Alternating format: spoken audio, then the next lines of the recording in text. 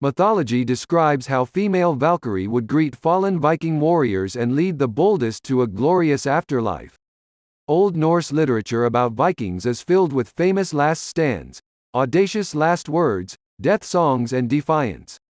When men died in battle, it was believed that the war god Odin gathered chosen slain warriors at his home in Asgard, the dwelling place of the gods in Norse mythology.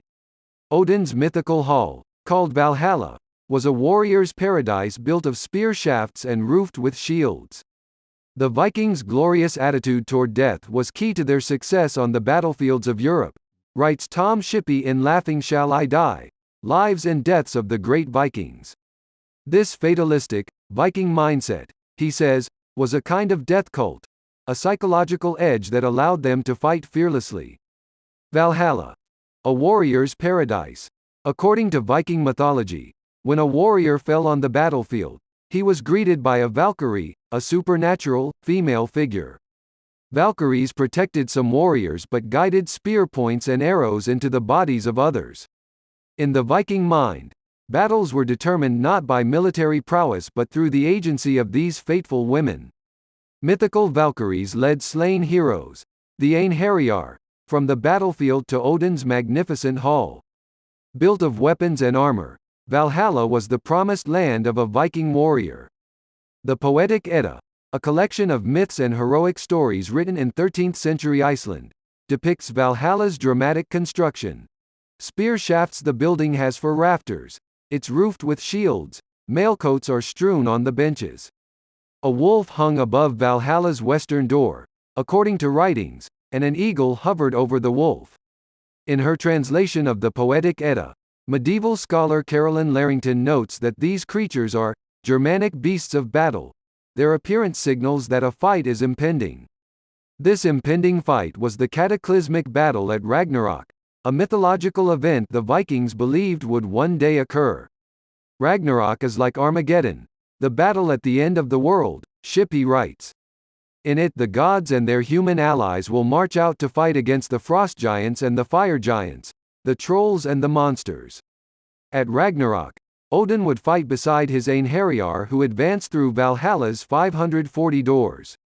800 Einherjar would exit out of each, prepared to defend Asgard against the encroaching forces of chaos. Odin knows that Ragnarok is going to happen. In Valhalla, his Einherjar train for the event by engaging daily battles. As detailed in the Edda, those slain in these battles were soon resurrected. For a Viking warrior, the battles at Valhalla allowed him to continue his earthly career into the afterlife, preparing for the fateful day when he would fight alongside the war god Odin.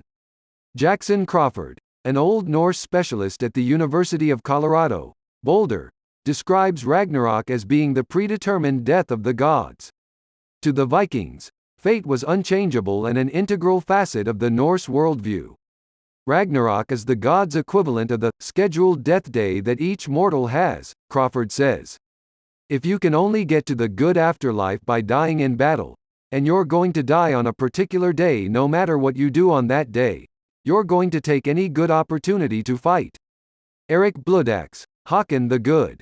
Not all Viking warriors were granted entrance to the mythical Valhalla, but ancient Norse poems describe heroes who were believed to be bestowed with the honor. Erik Small, a poem written around 954, honors the 10th-century Norwegian ruler, Erik Bloodaxe. The poem describes the king's warlike existence, assaulting the coastlines of Europe, and Odin's preparation for his arrival in the afterlife. The poem's verses declare, "What kind of dream is this, that I had thought before daybreak I was preparing Valhalla for a slain army? I awakened the Einherjar, asking them to get up to strew the benches and to rinse the drinking cups. I asked the Valkyries to bring wine, as if a leader should come." Viking sagas about Håkon the Good, king of Norway from 934 to 961, describe preparations for his entry to Valhalla. In the 990 poem Hakonarmal, the Norse gods Hermod and Bragi ask Odin to welcome Håkon into Valhalla. Hermod and Bragi said to Odin, "Go to meet the monarch because a king is coming here to the hall who is deemed a champion," the poem reads. While poems describe Bloodaxe's and Håkon's many victories on earth, It was believed their greatest battles would be staged in the afterlife at Ragnarok. A great Viking death. Among Valhalla's most legendary warriors was Ragnar Lothbrok, a 9th-century Danish Viking hero whose exploits fill pages of Norse chronicles. While historians can't be sure whether Ragnar existed as an actual man, or was crafted from decades of mythology, Ragnar was celebrated for his bravado, even in the face of agonizing death.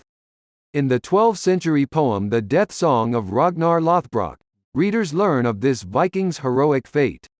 Ragnar intended to sail for England and swore that he would conquer it with a fleet of just 2 ships. After a few victories across the island, he was captured by the Northumbrian king Aella. The king had Ragnar thrown into a snake pit, hoping he would suffer a slow and painful death. In this moment of what appeared to be an inevitable defeat, Ragnar composes a death song about how Valhalla is awaiting his arrival. His final verse ends with the declaration, "Laughing shall I die." As Crawford notes, passages like these show how mythology ascribed a fearless mindset to Viking warriors. The choice isn't between living and dying, he says, it's between dying badly and dying well on the day that you're going to die anyway.